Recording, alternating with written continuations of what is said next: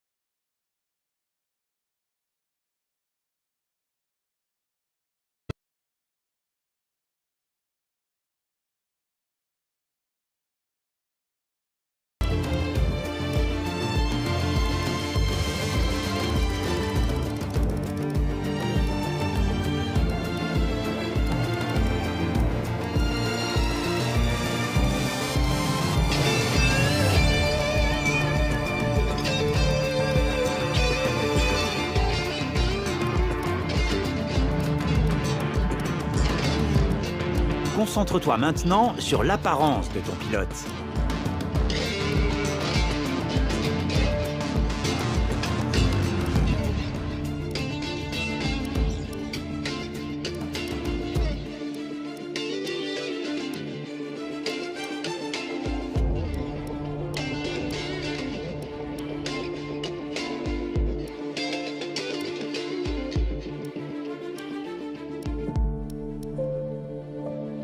Quelqu'un peut me dire comment on arrête ce truc?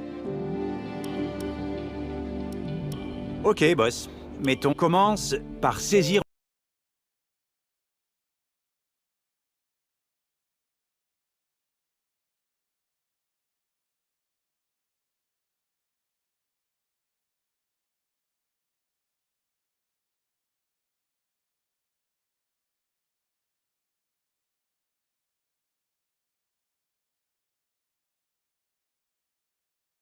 Ok.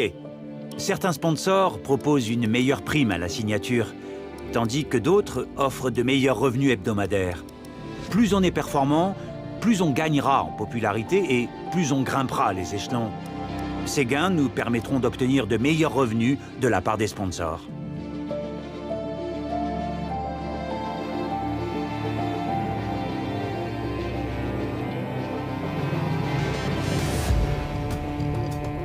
Notre châssis n'ira pas très loin. Plus nos performances et notre fiabilité sont bonnes, mieux c'est. Mais fais attention à ne pas dépenser tout notre argent. Nous devons également investir dans notre staff et nos infrastructures. Il faut 2 pilotes pour former une écurie. Voici une liste des pilotes qui souhaitent rejoindre notre écurie. Compare leurs stats et choisis celui que tu penses être le meilleur, du moment qu'on peut se le permettre. Nous renouvelons régulièrement les contrats, donc tu auras l'occasion de changer de pilote si besoin. On peut se permettre de signer. Passons maintenant sur la livrée de la saison. On pourra ajouter des sponsors sur la monoplace au fur et à mesure des contrats. Et ne t'inquiète pas, tu peux modifier le design à tout moment au QG.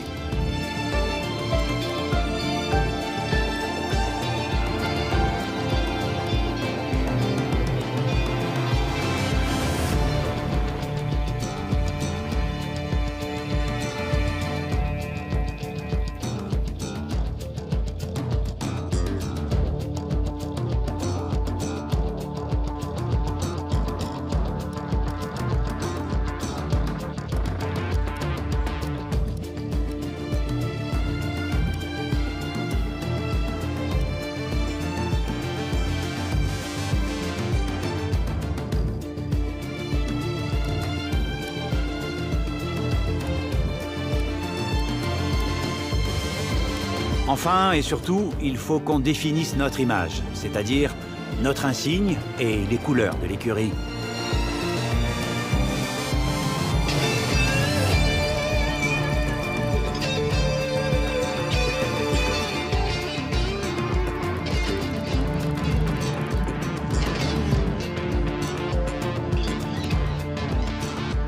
Super, c'est tout pour le moment.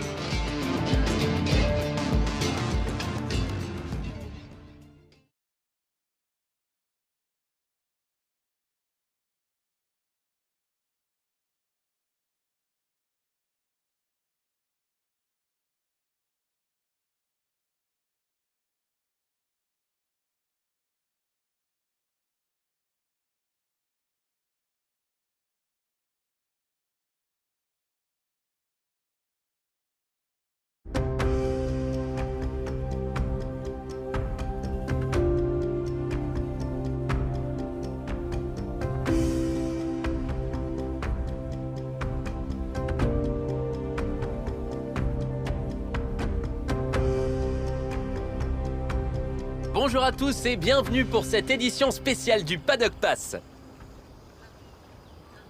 Pas de voix des stands, ni de vrombissement de moteur derrière moi.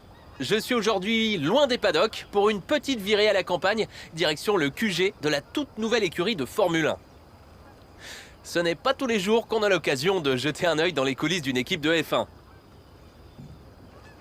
Et c'est encore plus rare de pouvoir discuter avec le propriétaire de l'écurie et le pilote numéro 1 en même temps, surtout quand le propriétaire et le pilote sont la même personne. Les 12 derniers mois n'ont pas été de tout repos et nous savons qu'une grande partie du changement de réglementation qui devait entrer en vigueur cette année a été repoussé à l'année prochaine. Certains de ces changements voient cependant toujours le jour, parmi eux le plafonnement des budgets, ce qui pourra potentiellement donner aux plus petites écuries du fond de peloton l'opportunité de se battre avec les plus grandes écuries. C'est bien pour eux, et c'est encore mieux pour nous, spectateurs. Mais qu'est-ce que notre nouveau propriétaire d'écurie pense de ces règles? Les voit-il comme un défi, un obstacle de plus?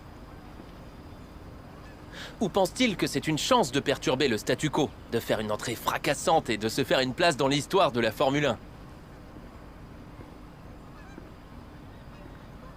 Eh bien, j'ai eu l'opportunité de lui poser toutes ces questions un peu plus tôt dans la journée, et voici ses réponses.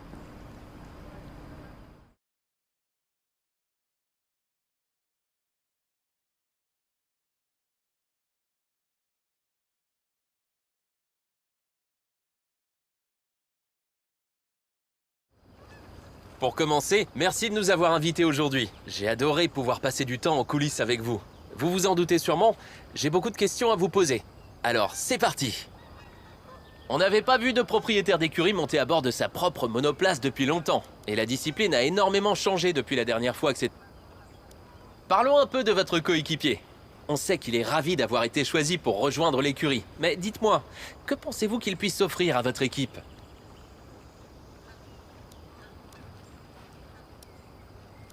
Vous avez fourni énormément d'efforts pour développer votre monoplace. À quoi vous attendez-vous sur le circuit? La plupart de vos compétiteurs ont des années d'expérience en Formule 1. À quel niveau pensez-vous pouvoir